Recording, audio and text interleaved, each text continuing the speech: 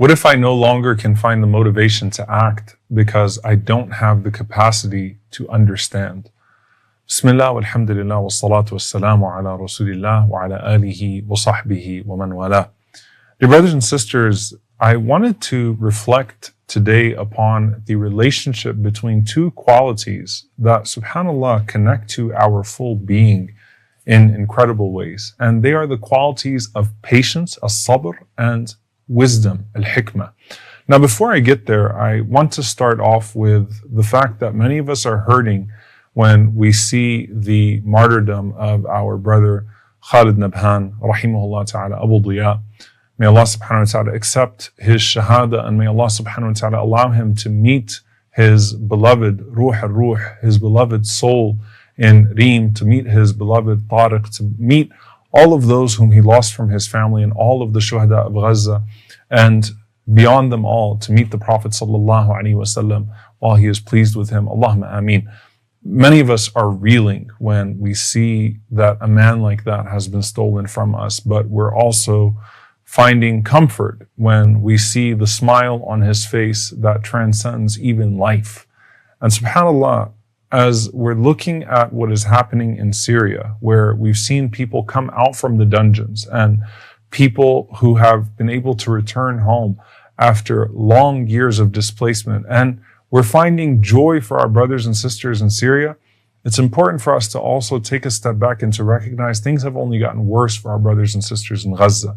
And things continue to be worse in Sudan, and things continue to get worse in places like Yemen.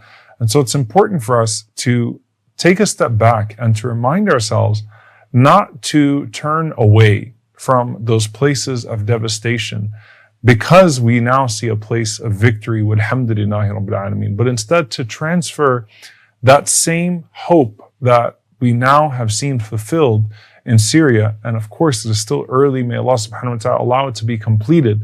But to see that same hope transferred to other parts of the Ummah, especially Gaza, especially Palestine. Now, building on that, here's what I want to talk about. We have a tendency to be impulsive. And when we are impulsive, we can be impulsive with our hearts. We can be impulsive with our thoughts. We can be impulsive with our tongues. We can be impulsive with our actions. And I was reflecting on these two treasures that the Prophet ﷺ mentions of qualities and how they particularly relate to Gaza today and to the various things that we are seeing today that could shut us down potentially if we don't understand how to understand, if we don't understand how to understand. And they are the qualities of as-sabr and al-hikmah. And the Prophet ﷺ, when he speaks about as-sabr, when he speaks about patience, the Messenger of Allah ﷺ mentions, وَمَا أُعْتِيَ أَحَدٌ عَطَاءً, that no one is given a gift, a treasure that is greater, خَيْرًا وَأَوْسَعًا, that is greater and more expansive than as-sabr. That patience is the most precious blessing that you can have.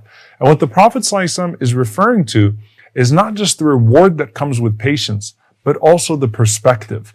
You know, the ulama talk about this idea of awsa', what is expansive about patience. It's expansive in that it can make all of your qualities beautiful. It's expansive in that it can make you patient with your desires. It can make you patient with tribulation. It can make you patient with your good deeds so that you actually see them through. So it's expansive in that sense, but it's also expansive in that it gives you an expanded view on the world that's around you. It expands your perspective. Now, when the Prophet ﷺ, in one narration from Abu Hurairah radiallahu ta'ala anhu, talks about hikmah, when he talks about wisdom, al-hikmatu dhalatul mu'min. Hikmah is the lost property of the believer. It's a treasure. And whoever finds it, then it is for him. They have the greatest right to it when they find it. And so you have this idea, once again, of a treasure. Patience is the most expansive treasure that a person could have. Hikmah is the lost treasure that you should be pursuing and seeking your entire life and trying to find wherever you can, pursuing it everywhere. Now, I want you to think about the output of hikmah and the output of sabr and how these two things are related, especially when we see things that otherwise could shut us down emotionally as well as intellectually. And of course, worse than all of that, spiritually.